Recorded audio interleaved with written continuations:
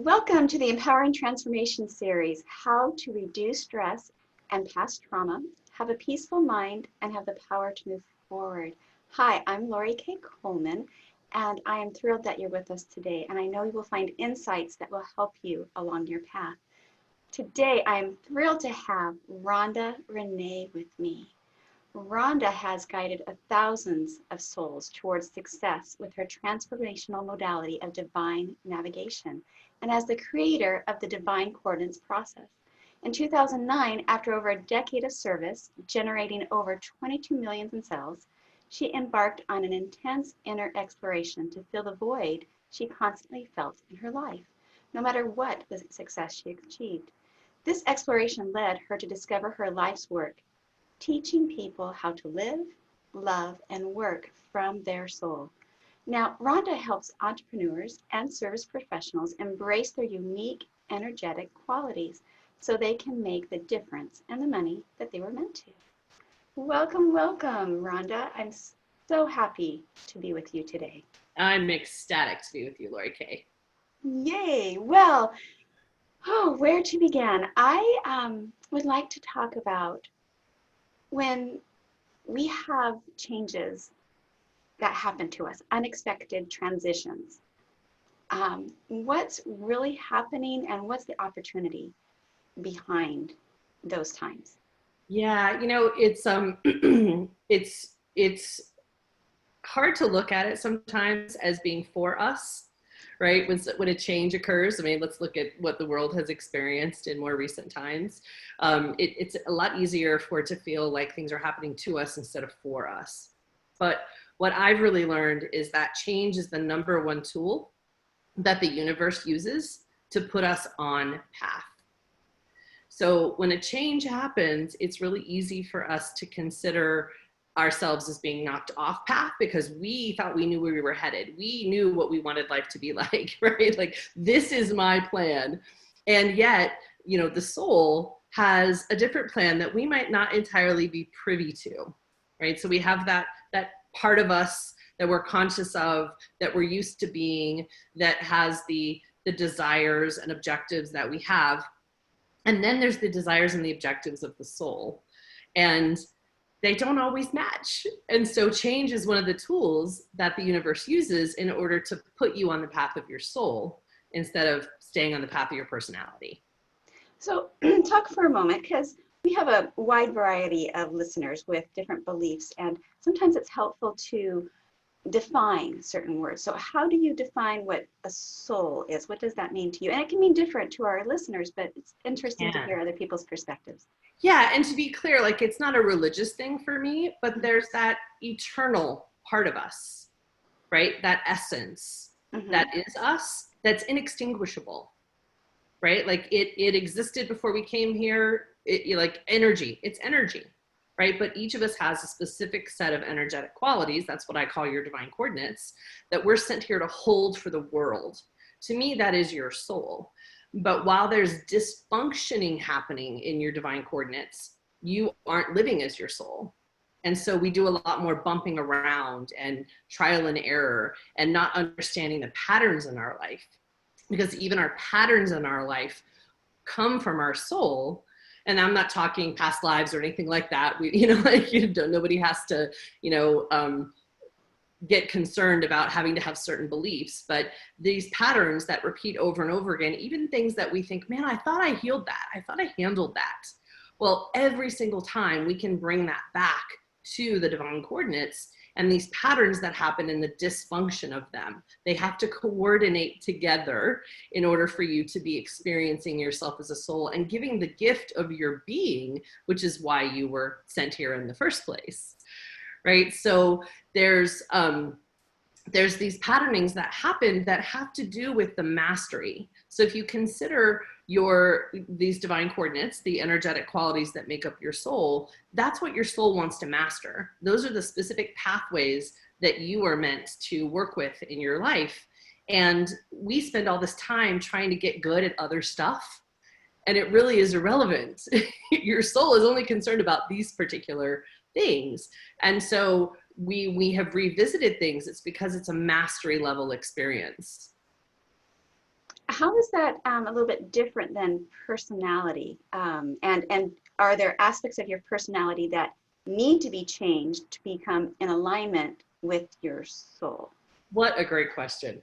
So, yes, you could say it as there's things about your personality need to be changed, but let's start with what's the personality versus what is the soul. We've already said the soul is the eternal part of you, right? Like, and these qualities that I refer to as your divine coordinates, they come in with the inception of your soul, right? So like they never change.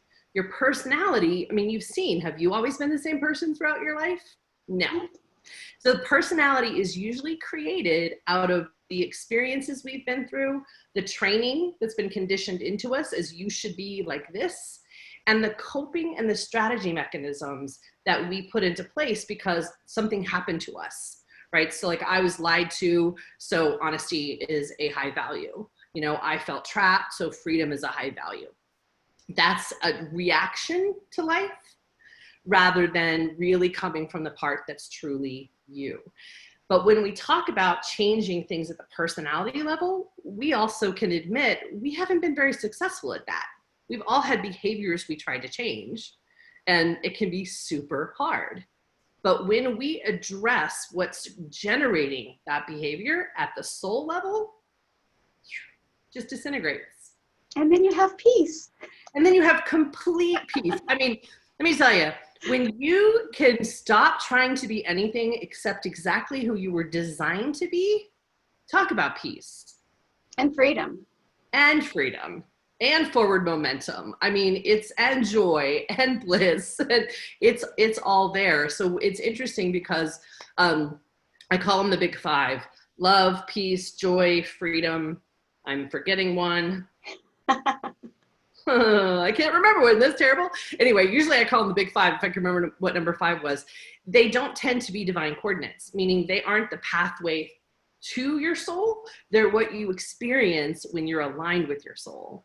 So they don't tend to be one of the divine coordinates that people identify, although they'll be convinced, you know, they'll come in and say, entrepreneurs do it a lot. They're like, I'm sure one of mine is freedom. They're like, I'm sure it's not, because I can think of one person in 10 years that has actually had that. So it's usually something more granular, like liberation or actualization, right? But it feels like freedom.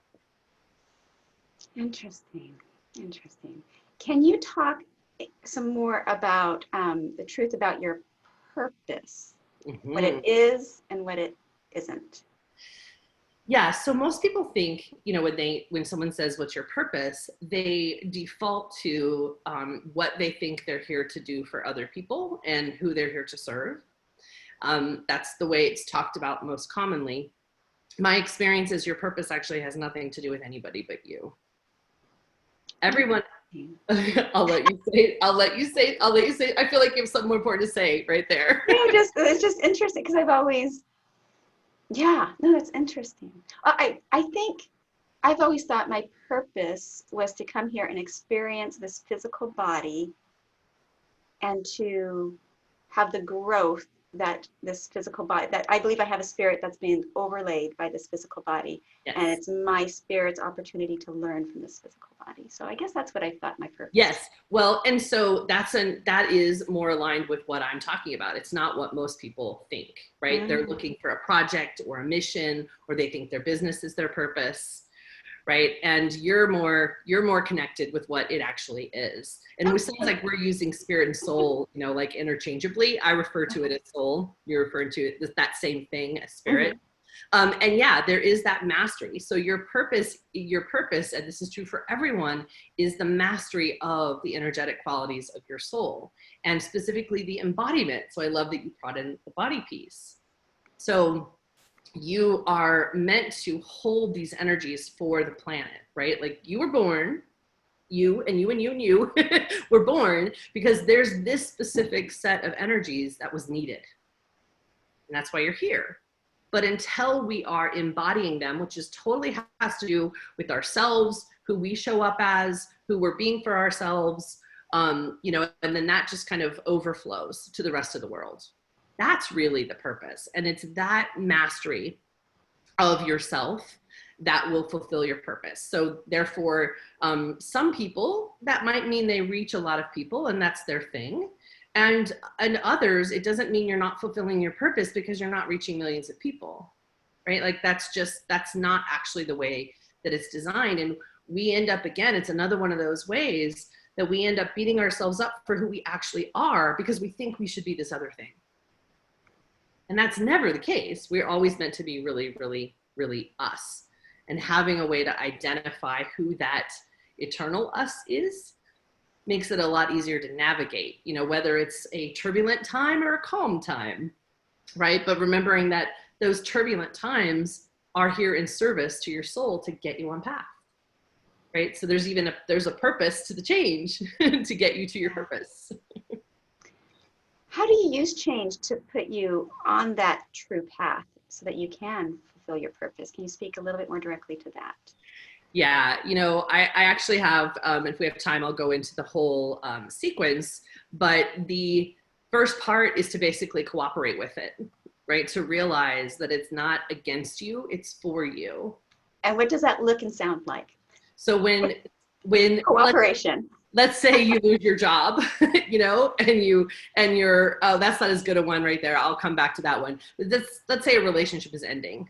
And we've all done this where we grasp at the person, you know, we're like, no, we're meant to be together and that kind of thing. Well, if you were, then you would be, right?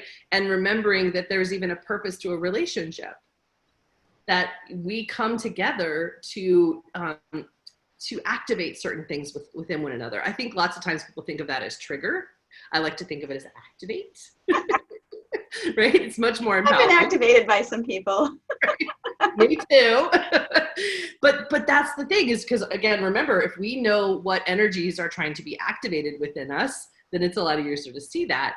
But we're drawn together because we're activating in them and they're activating in us. And that doesn't mean it's a forever hold on kind of thing.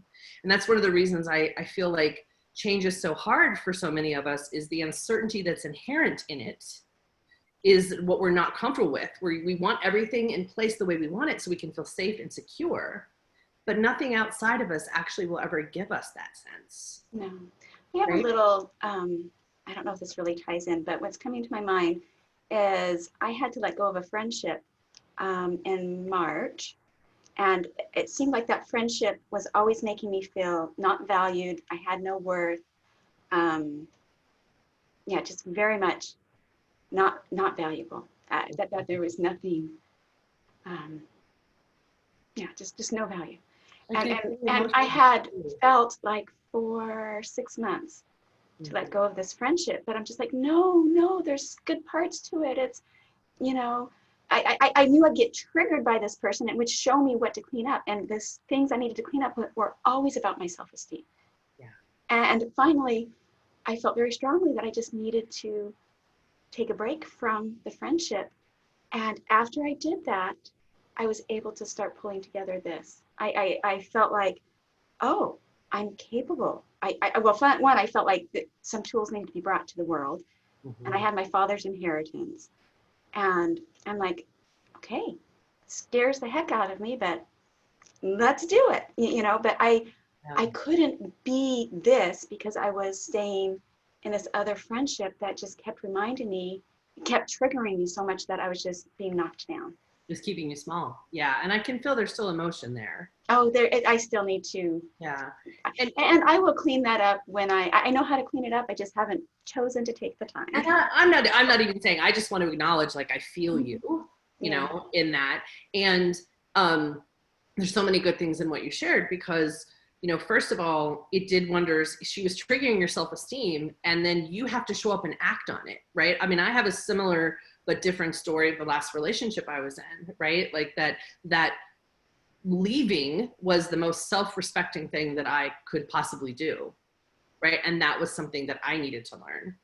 And so it doesn't mean that it stays, right? And I think this is where, at least in certain circles, we've done ourselves a disservice in not thinking that a boundary is part of the growth. You know, like I'll fix it, I'll make it better, I'll take all the responsibility for it, you know, like they're just my mirror, you know, like that kind of thing. And sometimes just like, no, that's your stuff and I'm not putting up with it anymore. And that's completely valid, you know? And you just have to tune in to yourself to know which direction that Exactly. is. Because there was a time, there was a season that we very much helped one another propel For sure. and heal. But Yeah, I think it was just good for this time. And now, exactly. yeah, Every just a relationship. regular friendship with friends. I'm not talking, it Yeah. could go into relationships with a significant other and stuff like that. It goes into every type of relationship, right? Like there are, and sometimes these are things we fix, and sometimes there's things that need to be met a boundary, and sometimes you can go back in and renegotiate that, right? Like it isn't so cut and dry. But the other thing that, you know, acknowledging the emotion does is really, it's a beautiful segue into the ADAPT formula, which is something I created for people to move through change in a way that allows them to have ease around it, to have peace around it. I like the word grace, you know, like, because the shifting sands of the world are always going to happen. Mm-hmm. It's constant, right? JFK said change is the law of life.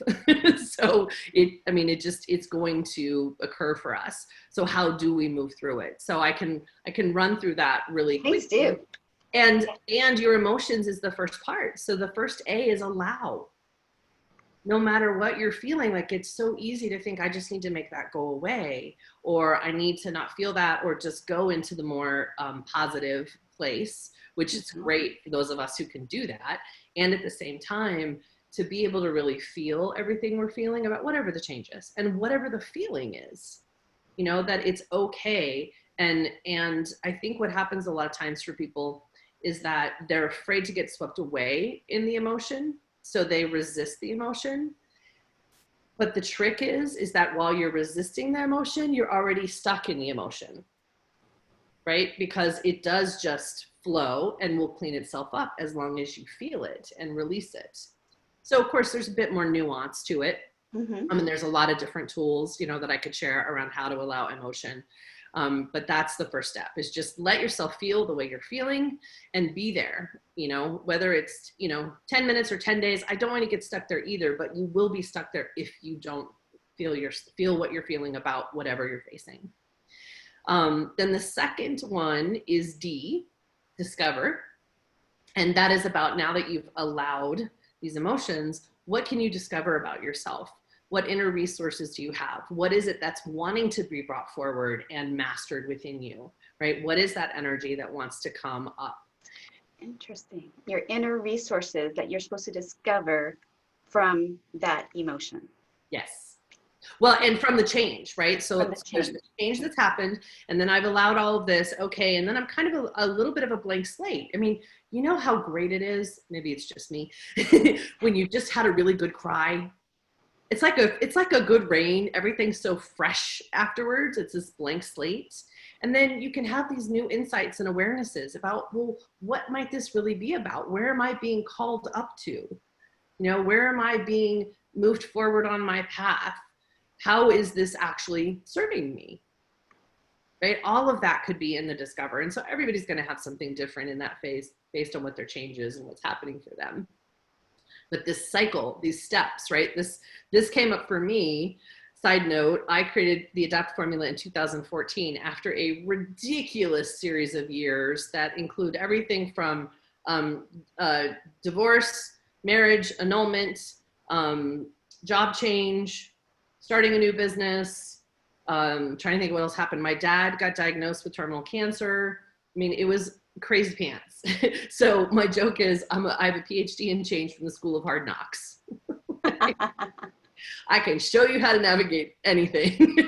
Because you've been through it. Been through all of them, right? And then, you know what they say, you've been through it because you're supposed to have that experience. So I got lots of experience. So from my own stuff, and then thousands and thousands of hours, you know, working privately with clients, I've just seen there's this beautiful cycle. So back to ADAPT. The second A is accept, which is different than allow, because allow is more about your emotions and accept is more about the circumstances.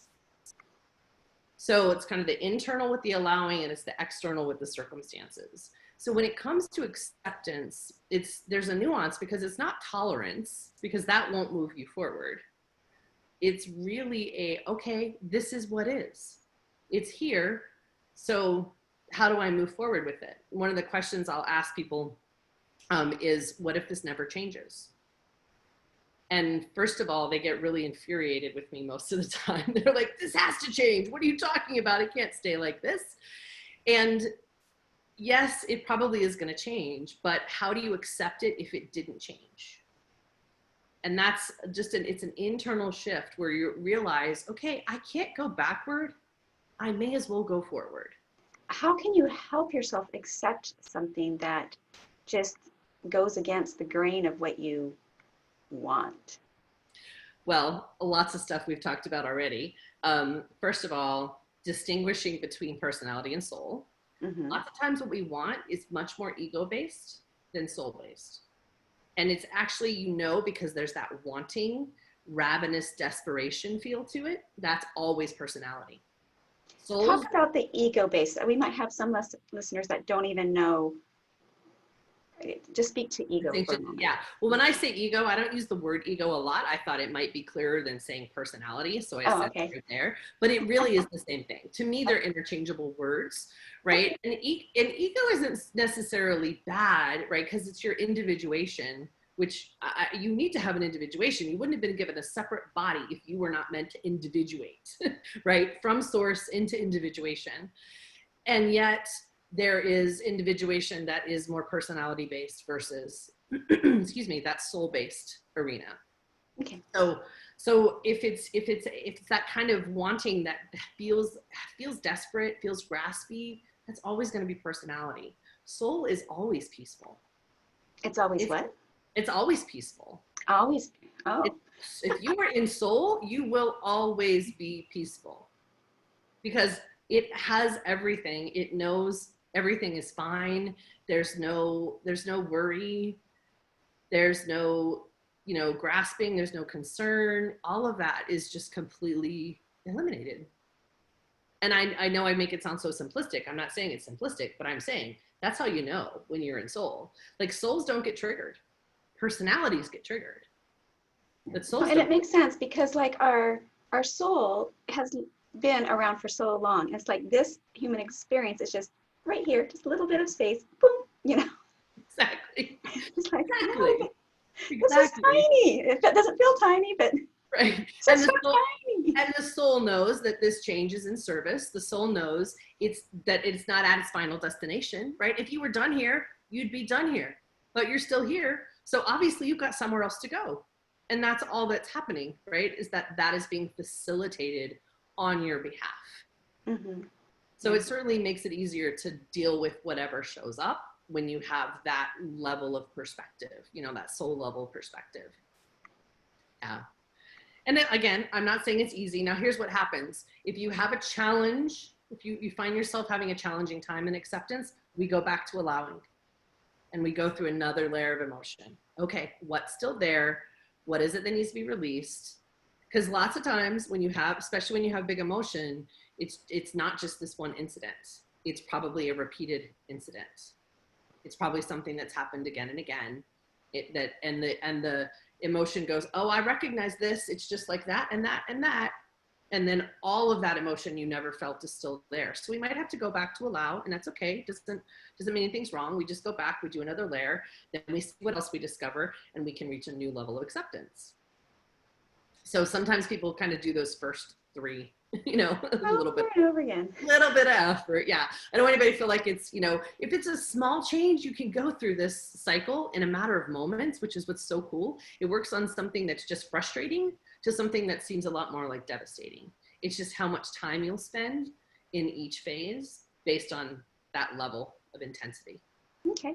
Yeah. So then P is participate.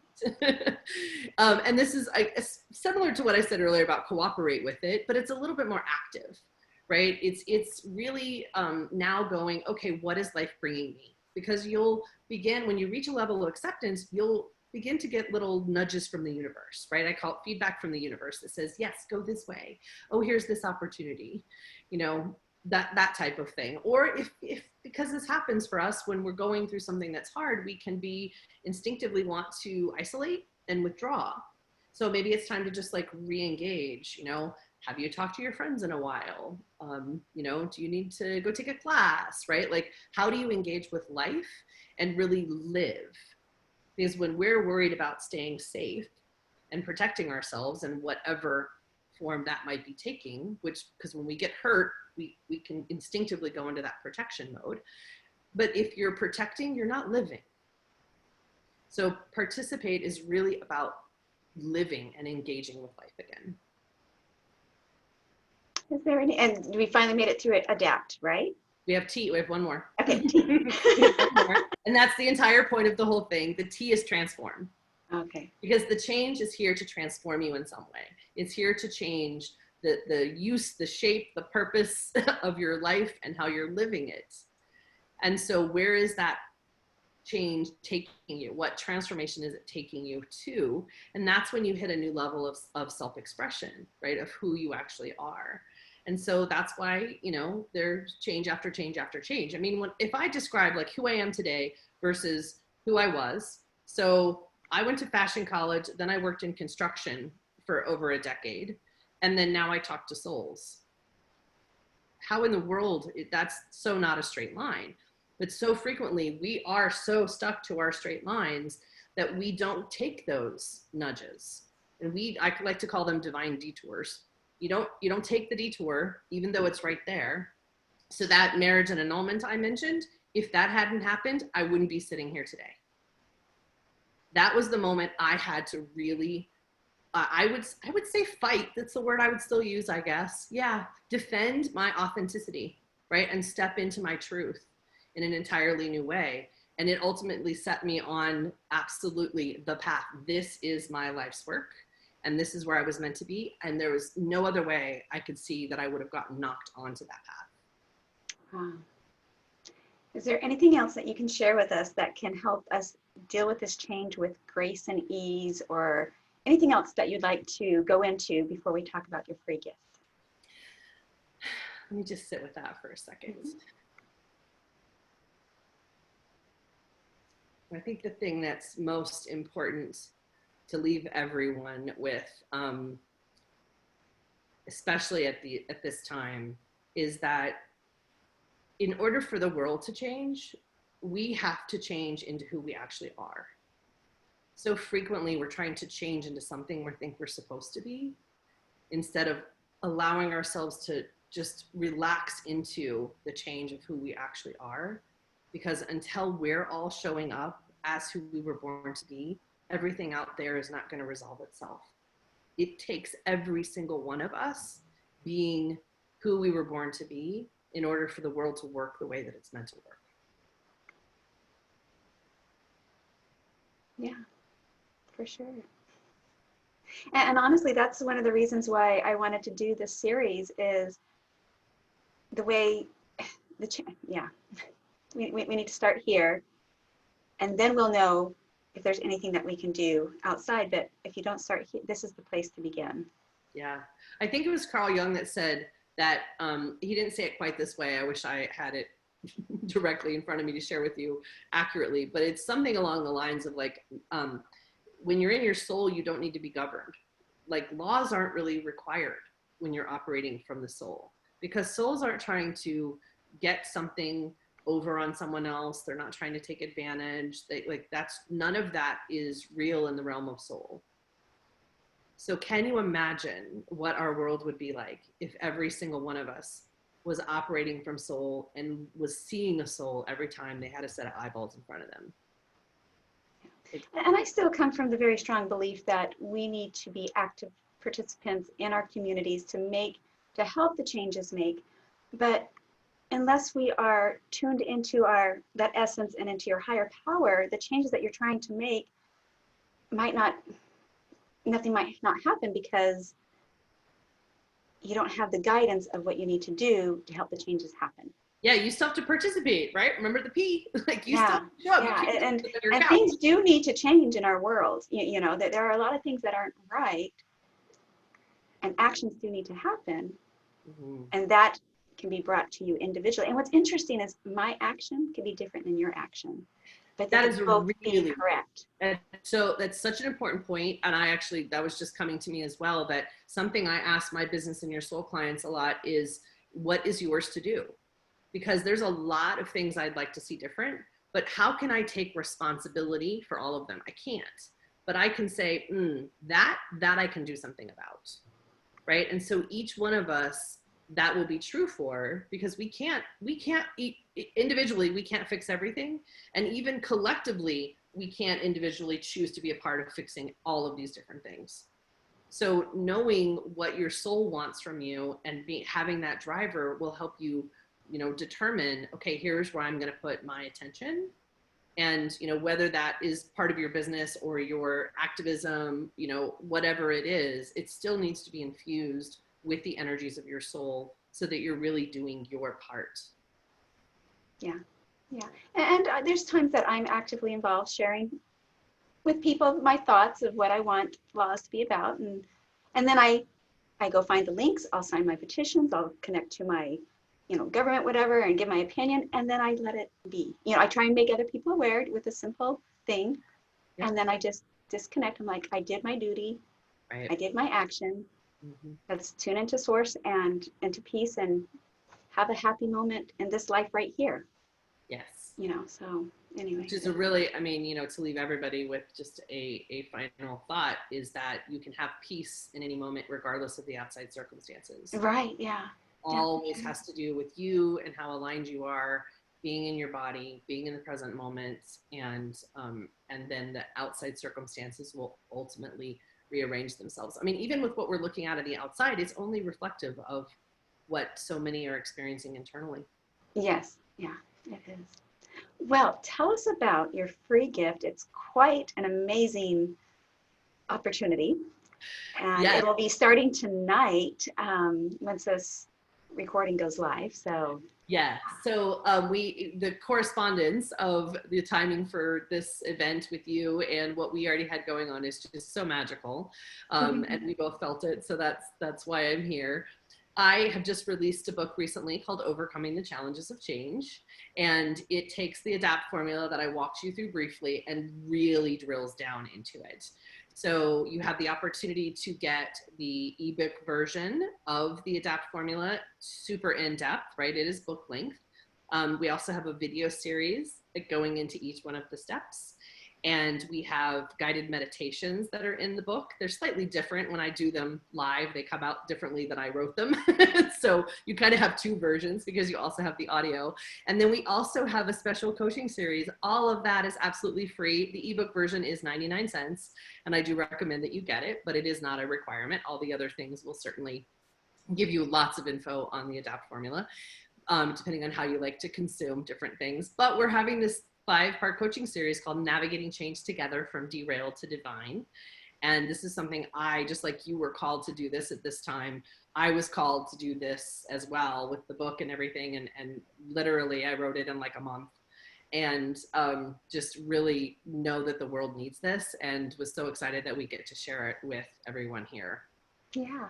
So that coaching call would be, excuse me, Tuesday night. Is that correct? It is Tuesday evenings. Oh golly, I cannot remember the time, but it's all on the page. So it'll all the details. Go to the link, click in, put in your email, and get the information. It's all there. Yeah, I don't want to say the wrong time, but it is definitely on in the US.